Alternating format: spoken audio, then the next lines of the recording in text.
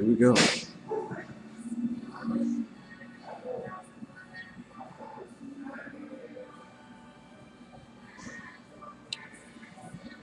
On March 15th, 2013, I had developed a rash which coincided with sharp pains in my chest, near my heart. I was under the assumption that I was about to have a heart attack and had to seek out medical attention. While my current physician's office was closed, and an experience with the ER at the local hospital left me uncertain that I would get proper medical care. I went to use a clinic in a nearby town of Hartford. What I discovered was equally worse than what I would experience at the ER. The receptionist there was apathetic and indifferent, and the nurse practitioners, while they were cordial,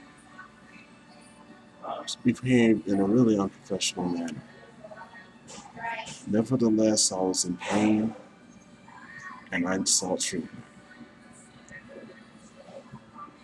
I was diagnosed with a case of shingles, which in layman's terms is a male form of chickenpox.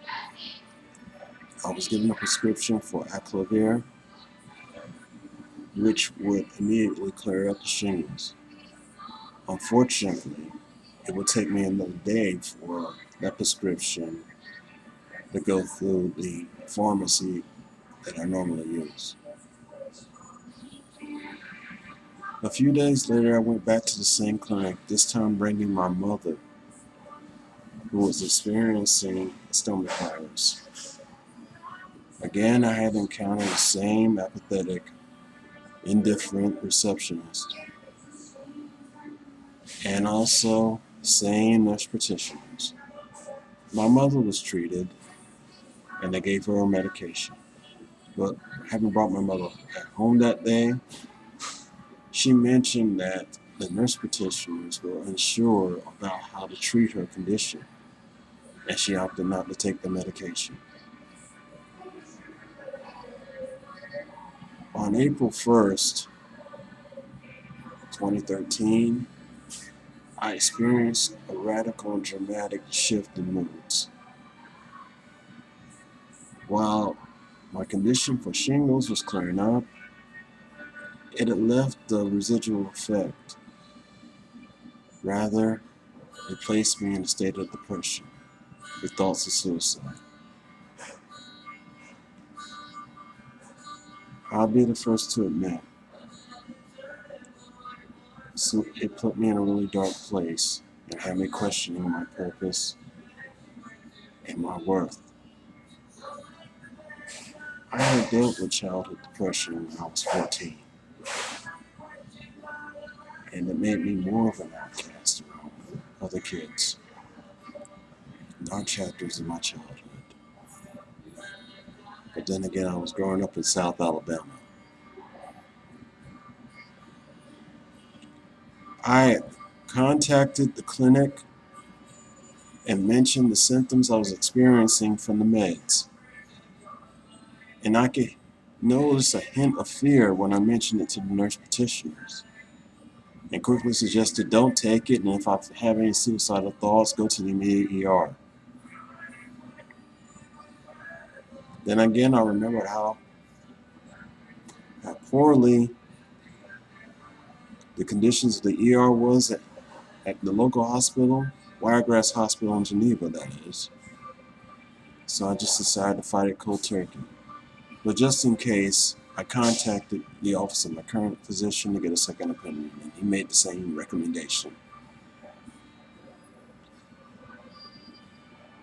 On April 8th, I went back to the clinic in Hartford to see if I could request a follow-up, as well as a transcript to forward to my current doctor's office.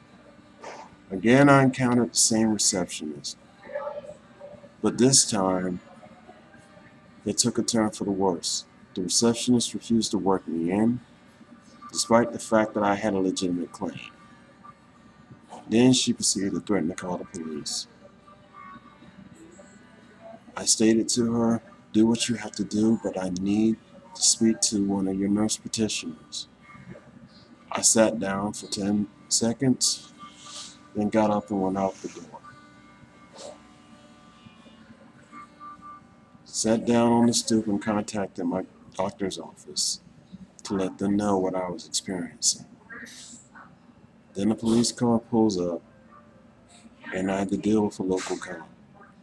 I explained to them my situation, and he went back to the squad car. I understood his gesture for me to follow him, then he stopped, shoved me, and got an attitude with me. I told him he needed to calm down. I meant no harm, I just came here to try to get a checkup.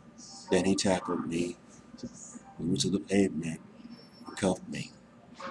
Two other officers showed up, one of them being the police chief, and they were all leering at me as if I was just some perp. I was not even read my rights, nor did they even consider to take me a statement.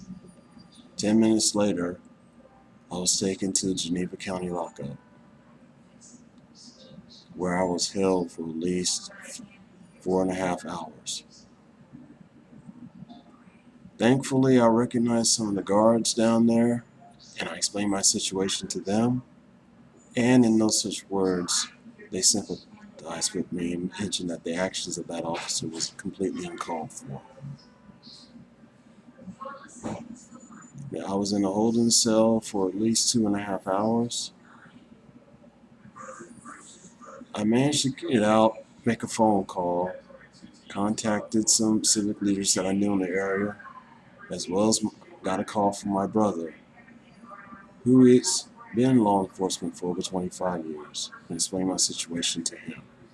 He then made some calls and pretty much shamed that police department in Hartford. I was released an hour later.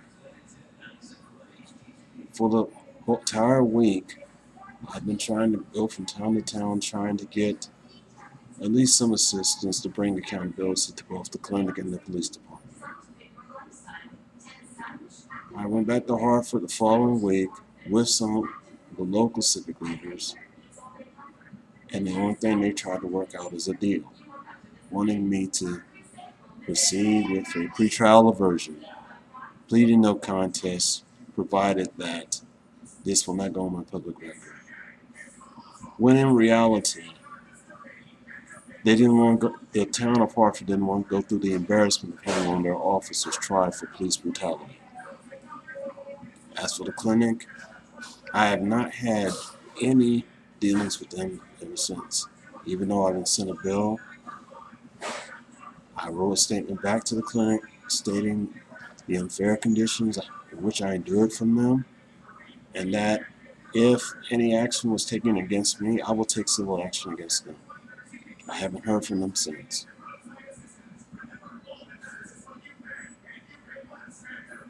This is just a cautionary tale stating about how disparate, how desperate the need for the Affordable Health Care Act to be enacted in the state of Alabama and every other red state in America, due to governors and state reps, all of which are under the Republican Party, who, in their misguided attempt to stick it to the Obama administration, they are in turn denying their residents the opportunity for affordable health care. Yet, I want to make the record straight. The officials and the civic leaders told me that there was footage claiming that I was being disruptive, that I made threatening remarks towards the receptionist. I want to state for the record, that receptionist was behind a plate glass window. And if I was reaching there, I was reaching to get a pen to sign in. Secondly, if I was completely a threat, I left. which means whatever threat that I posed to them was neutralized when I went out the door. But it's the principle of it. I cannot pay for inadequate health care, nor do I want anyone else to endure what I have. Primarily, the receptionist was scared because it was a black patient.